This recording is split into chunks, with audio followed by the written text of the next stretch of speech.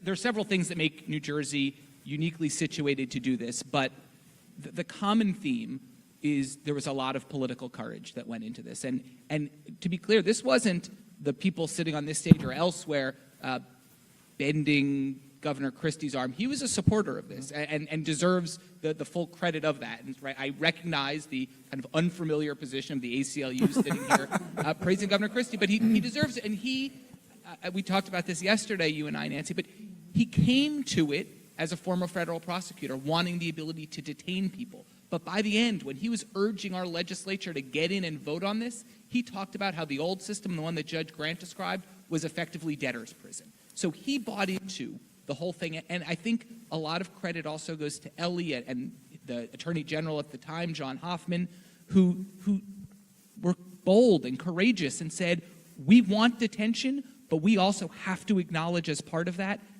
this system of locking up poor people and coercing pleas out of them because they want to get out of jail is unfair. And I remember sitting in a meeting, I tell this story a lot because I think it's so noteworthy. I said, Attorney General, listen, I'm happy to hear you saying all these lovely things, but let's be honest. Let's call a spade a spade.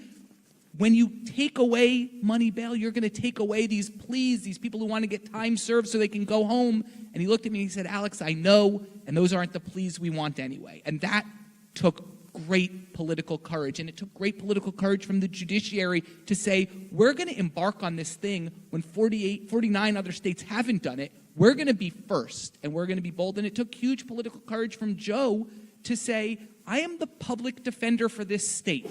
I represent the indigent accused, and I'm willing to acknowledge that there might be some people who are so dangerous that detention is appropriate. We have some other structural benefits. We have a Chief Justice who is not elected, who has a lot of power, who had put his full weight behind this. We have an Attorney General who has a lot of power, who put the full weight of law enforcement behind this. And we have a statewide public defender who put his full weight behind this. We also had the support of community groups. I see Cookie here, of the ACLU, of civil rights groups, of the Bar Association. You guys didn't hop on at the end. I sat in legislative hearings with Bob Brass as he testified. So we had a lot of people. We had strange bedfellows come together with political courage to say, we don't know if this new system is going to be perfect, but we know that this old system is an abject failure and it needs to change. Right. And the truth of the matter is this wouldn't have happened if all the stakeholders hadn't been on board. That's just the reality. And there's something in it for every stakeholder. And when I talk to people from other jurisdictions, and that happens quite commonly now, what I always say to the public defenders of the world, I don't know, do they have good ratings on Facebook Live?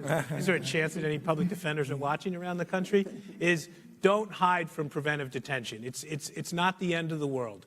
If you can get hundreds and hundreds of clients out of jail who would have been locked up because they couldn't make a $1,000 bail in a burglary in exchange for having some of your clients held without bail who probably would have been in jail anyway, the world is not crashing when there's no constitutional right to bail. The world will not end. And so in some parts of the country, public defenders are resisting this type of change because they can't accept the concept of preventive detention. God forbid that someone presumed innocent should be held in jail before trial.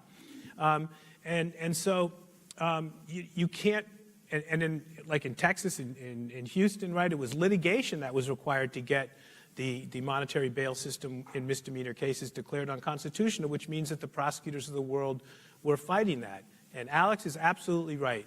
The prosecutors, led by Ellie and the Attorney General, they did and said the right thing, because no one can defend a system where people are held in jail just because they don't have a few $100. Can I add a couple of observations? I think this is what I call the C's of leadership, and it starts first with the word courage. That there were a group of leaders who were courageous enough to say, we need to do better. And that includes Governor Christie, that includes my boss, Chief Justice Rabner, it includes multiple attorney generals, it includes Ellie. Joe specifically, because he was from the defense side, and we brought in a whole bunch of partners, ACLU, Drug Policy Alliance, NAACP. All of them were courageous enough to say that the system needed to change. But it also leads to this question of collaboration. I have met monthly now with these gentlemen for probably a year and a half. I'm talking about that collaboration in terms of all of the stakeholders Ellie, Joe, and I went across the state in terms of this collaborative partnership. Next C is really communication, that we really focused our attention on communicating to all internal stakeholders, external stakeholders. We did so many trainings to police officers. We did so many trainings to judges and staff. We invited the community. If you go on to YouTube now, you'll see multiple videos that the judiciary produced trying to do communication and outreach to the larger community. The other C is really computerization. We wouldn't be having this conversation without the extraordinary information technology backbone that the state has. We processed every one of those 44,000 defendants that came into our system electronically, from fingerprinting arrest, live scan, all the way through the end to their judgment of conviction and transfer to Department of Corrections. All of that case processing is done electronically. The public safety assessment is done electronically. I had the benefit of going to Kentucky in 2015 looking at their system. It's done by paper. We couldn't handle 44,000 arrests doing it by paper. So I said there are C's of success that made this possible. And without these great leaders here, we wouldn't be having this conversation. Ellie, what was going on behind the scenes at the Division of Criminal Justice? Yeah, you know, so there was a key moment that's been alluded to when Chief Justice Radner called this committee together, and we all knew where it was going to go. And I've said before, it was a little bit like the 8th grade dance, like where the girls are on this side and the boys are on this side, and everyone's afraid to make the first move.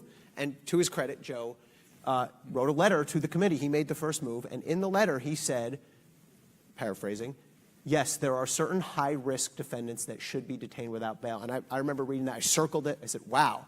I mean, that's, you know, depending how you view our roles, that's a major concession. That's a major point to make. And once Joe sort of put that in writing and stood behind it, it made it way easier for us to acknowledge the right thing on the other side, which is yes, and we have no interest in seeing thousands of people detained on low money bail. So there was never any hesitation, certainly on my part, on the attorneys general part, the various ones who've been involved in this. We knew there would be resistance from law enforcement. We knew there would be external resistance from, and maybe we'll get into this later, but from bail bonds and perhaps from others.